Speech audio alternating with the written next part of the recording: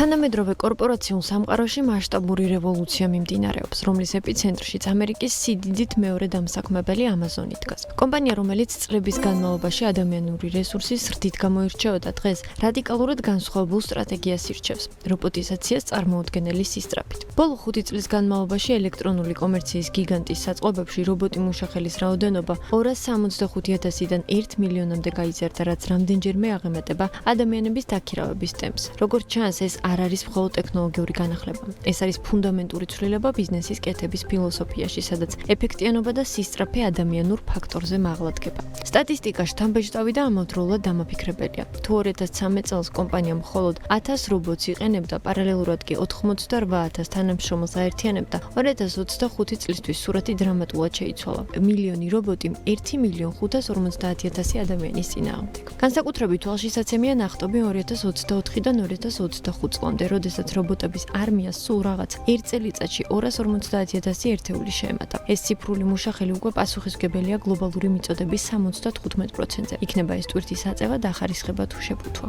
პროცესს აჩქარებს ხელოვნური ინტელექტის უახლესი მოდელები, მაგალითად DeepFleet, რომელმაც რობოტების გადაადგილების დრო 10%-ით შეემცირა. ამასთან სან-ფრანცისკოში სატესტო რეჟიმში გაშვებული ჰუმანოიდი რობოტები, რომლებიც უკვე კარ-და-კარ მიტანის სერვისად სწავლობენ. ამ ტექნოლოგიური პროგრესის ფონზე ადამიანური რესურსის ბედი სულ უფრო ბუნდოვანი ხდება. 2026 წლის იანვარში Amazon-მა კორპორაციული სექტორიდან 16,000 თანამშრომელი დაითხოვა, რასაც გასული წლის ოქტომბერში წინ უძღოდა 14,000 ადამიანის გათავისუფლება. მიუხედავად იმისა, რომ კომპანია შემცირების მიზეზად ხელოვნურ ინტელექტს არ ასახელებს, ფაქტები სხვაგვარ რეალობაზე მეტყველებს. ერთი რამ ცხადია, რომ მილიარდობით დოლარის ინვესტიცია, რომელიც მონაცემთა ცენტრებსა და AI ინფრასტრუქტურაში იდება, ხშირად სწორედ ადამიანური რესურსის ხარჯის შემცირების გზით კომპენსირდება. Amazon-ი ამ თამაში მარტო არ არის, ის მხოლოდ აისბერგის მწვერვალია გლობალური ტენდენციისა, რომელსაც ინდუსტრია 4-დან 0 ეწოდება.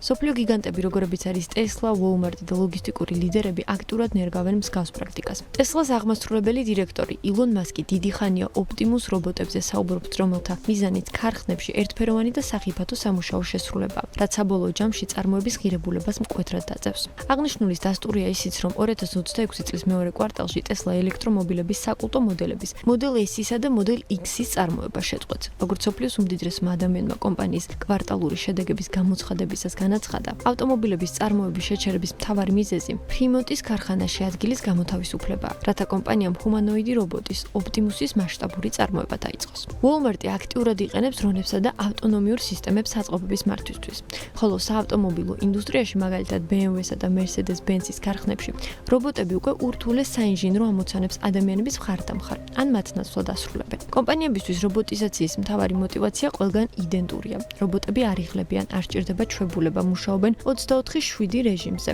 და გამორიცხავენ ადამიანურ შეცდომებს, რაც ბიზნესისთვის მოგების მარჟის ზრდის პირდაპირი გარანტიაა. საერთაშორისო ორგანიზაციების კვლევები ამ საკითხზე ორგვაროვან სურათს ხატავს. მსოფლიო ეკონომიკური ფორუმის ანგარიშები ხშირად უსვამენ ხაზს, რომ ავტომატიზაცია მართალია გააუქმებს მილიონობით ტრადიციულ სამუშაო ადგილს, თუმცა შექმნის ახალ, უფრო მაღალ ტექნოლოგიურ პოზიციებს. თუმცა Goldman Sachs-ის ბოლოდროინდელი კვლევა უფრო საგანგაშო პროგნოზს აჩვენებს. გენერაციულმა ხელოვნურმა ინტელექტმა და ავტომატიზაციამ შესაძლოა გლობალურად 300 მილიონზე მეტი სრულგანაკვეთზე დასაქმებული ადამიანის სამუშაო ჩაანაცვლოს ან არსებითად შეცვალოს. შრომის საერთაშორისო ორგანიზაცია მთავრობებს აფრთხილებს, რომ თუ არ მოხდება მუშახელის მასობრივი გადამზადება, სოციალური უთანასწორობა კატასტროფულად გაიზრდება, რადგან დაბალკვალიფიციური კადრები კონკურენციას ვერ გაუწევენ ალგორითმებსა და მანქანებს. Amazon-ის მაგალითი გვიჩვენებს, რომ მომავალი უკვე დადგა და ის მეტალისა და სილიკონისგან შედგება.